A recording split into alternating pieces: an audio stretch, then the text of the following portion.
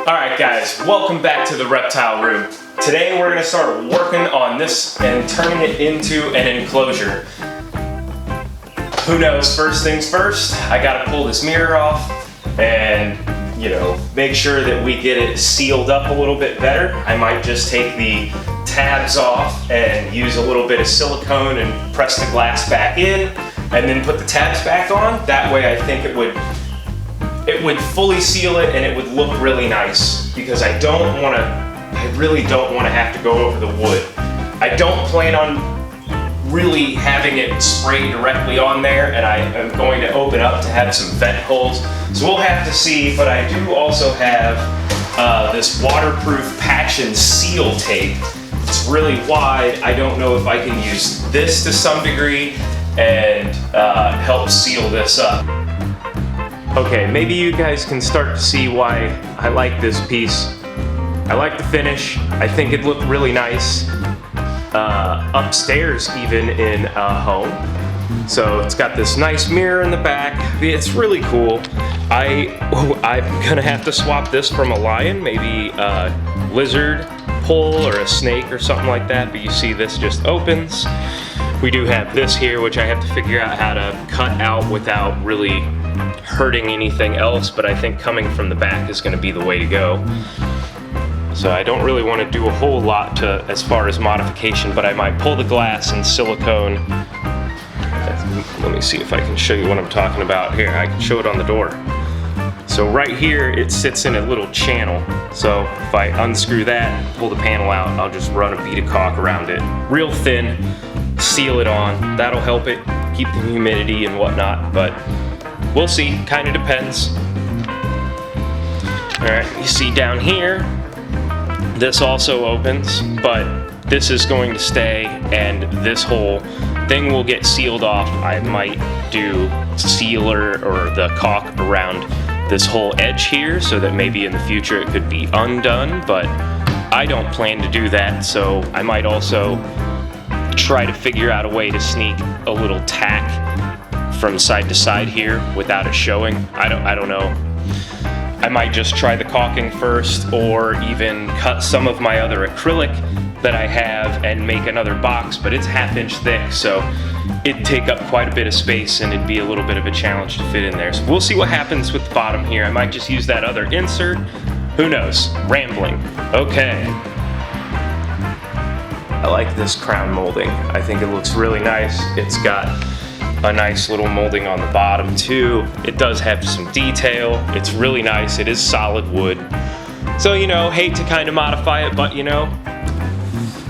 that's what I'm gonna do. So first things first, I'm gonna start pulling all these staples out, because I think this whole backer just pops off, and then I can take the whole mirror off.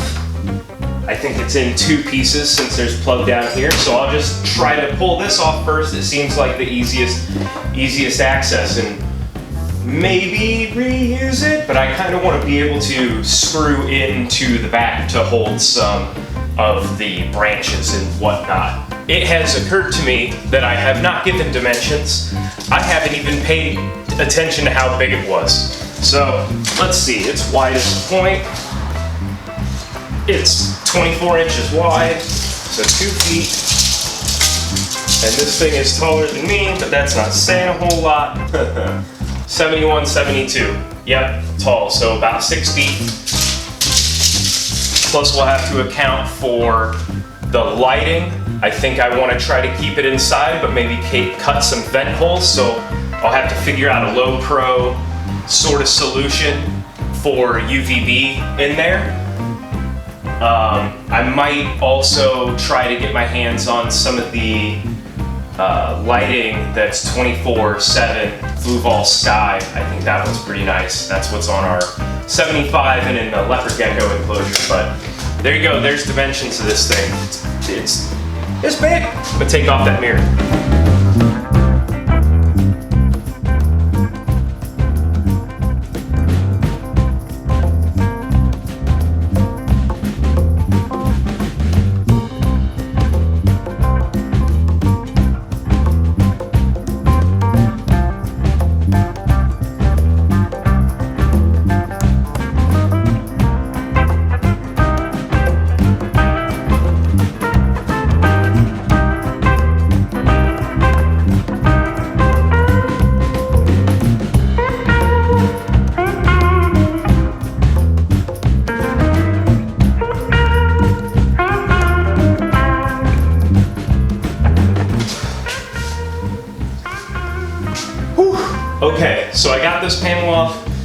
And I'm just happy. I thought this whole thing was glued together. I think this mirror will just come out and then I will have a mirror. Okay, cool.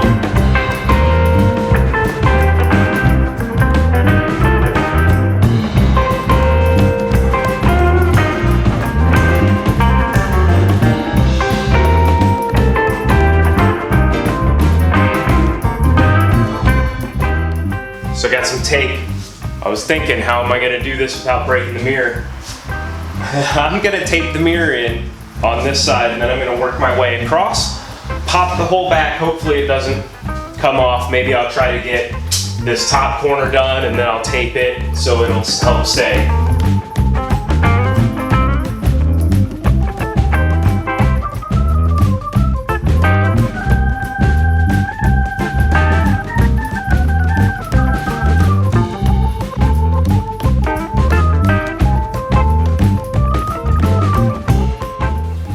Okay, now that it's all refocused, so here's that tip. I'm just gonna start to wiggle it under here, and I do use my finger to apply a little bit more pressure because I am actually scraping just a little bit underneath the plywoody cardboard junk.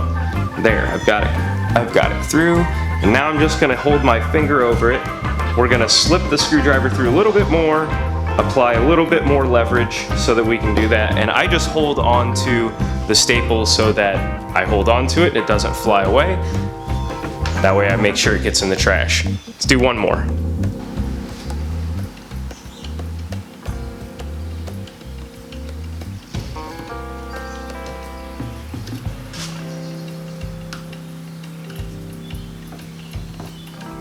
So it just fits under there a little bit better. This is an easier one.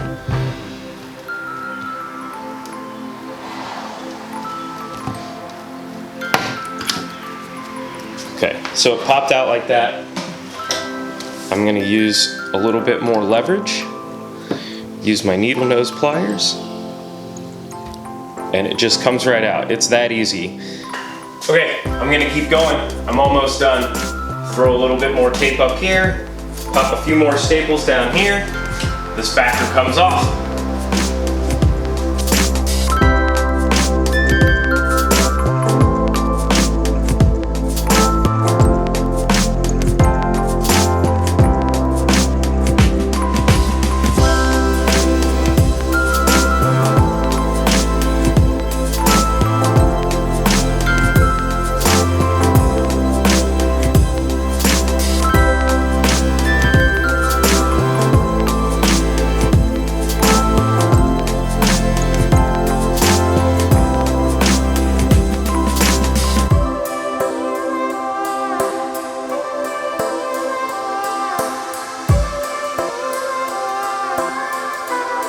Sweet, we have success. I'm gonna go ahead and take out all the little last few detail-y things like the little shelf holders and the original light fixtures and everything.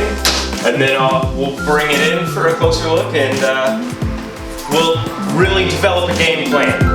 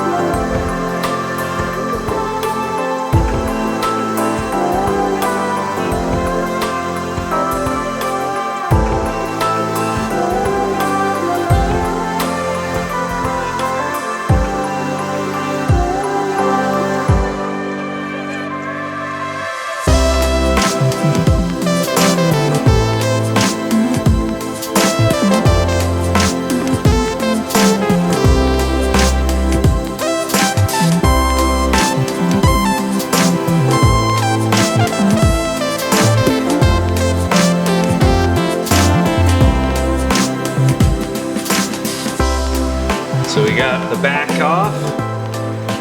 These are the little tabs that hold the glass in. This is what I was thinking about siliconing, but you know, I've been thinking about it while I do the work that it is wood, and I do want it to, you can see the build quality. I still want it to be able to expand and contract, so maybe I don't want to get the glass rigid in there. You can see I pulled out all the shelves. I do have the shelves. Maybe I put a piece of glass up here to separate lighting. I don't know. These are all the questions going through my head right now.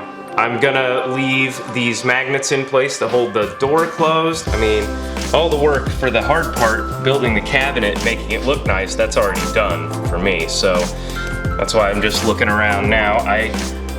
I want to cut this section out as big as I can. I'm just trying to figure out how thick I need to leave the back here so I can attach a new piece of plywood to the back that I'm gonna cover with coconut mat, you know, and I want to open this up and I need to leave this magnet here, so that's something to consider. Need to come up and around, you know, try to keep it close here, close here. That's what I'm trying to figure out right now, guys. Ooh, yeah, I guess I shouldn't have left that in there when I recorded that. Oops.